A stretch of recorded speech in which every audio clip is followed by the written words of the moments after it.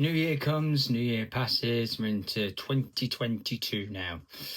Everything's back to normal, as normal now is. Chemo every 2 weeks, pump comes off, have a break, chemo goes back in. Interesting thing though, the side effects are starting to dissipate a little bit, so that's good. Everything seems to be a lot easier now. And there is a big, massive side effect on its way, but I'm going to go into that in the next video, because in this video, I would like to tell you about the arrival of Mr. Hudson. I'll put a picture at the end of this one. I'll definitely make a way to put a picture at the end of this. Hudson, he is our brand new puppy. Now, we found all of the dogs that we've had so far have been rescue dogs. Jasper, the Cavalier, he was taken from a puppy farm in Nottingham. Harley was our Jack Russell. He was taken from, well, he was basically abandoned in a house in Leighton Buzzard where his owner had to be taken into care, and they didn't realise that she'd had a puppy. Then he was discovered, and then through the powers of Facebook, we found out about him.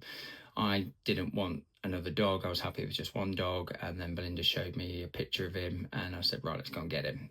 So we brought Harley back, but we felt, we're happy with 2 dogs. But through the power of Facebook and word of mouth, we'd found out that there was another puppy farm in Oadby, and this person was trying to get rid of puppies, but that wasn't the problem. It was the condition that we had been told that these dogs were living in. So anyway, we went down, and there's a 1-bedroom ground floor flat in Oadby.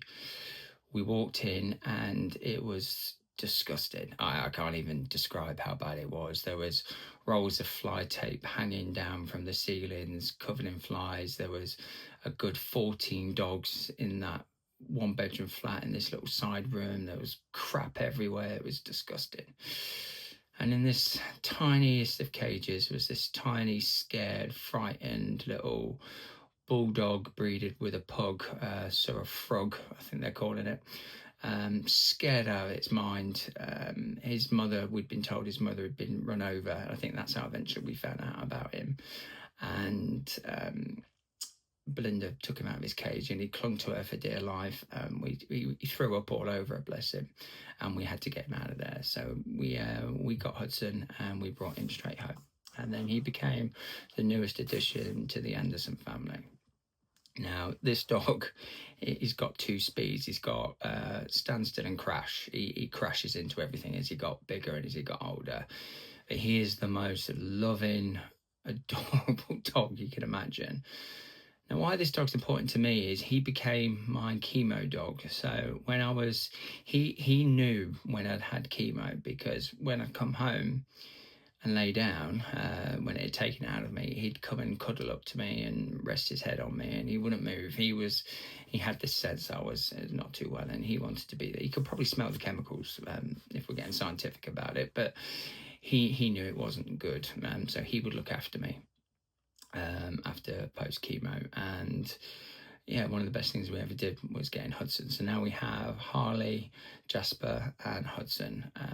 We also had a cat as well, Rainbow. We had a cat called Rainbow as well. But this dog is absolutely brilliant. All my friends and family that have met him, he's just absolute batshit crazy, but in a good way. He would never hurt anybody, anything like that. But he likes to play. He wants to be the centre of attention when people come around, and he likes to let people know that he's around by crashing into chairs and doors and God knows what.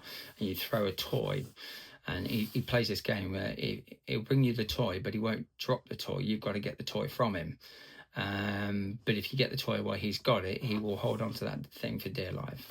Crazy dog, lovely dog. But I'll put a couple of pictures at the end of this end of this video. But he became my chemo dog, and I love him for that.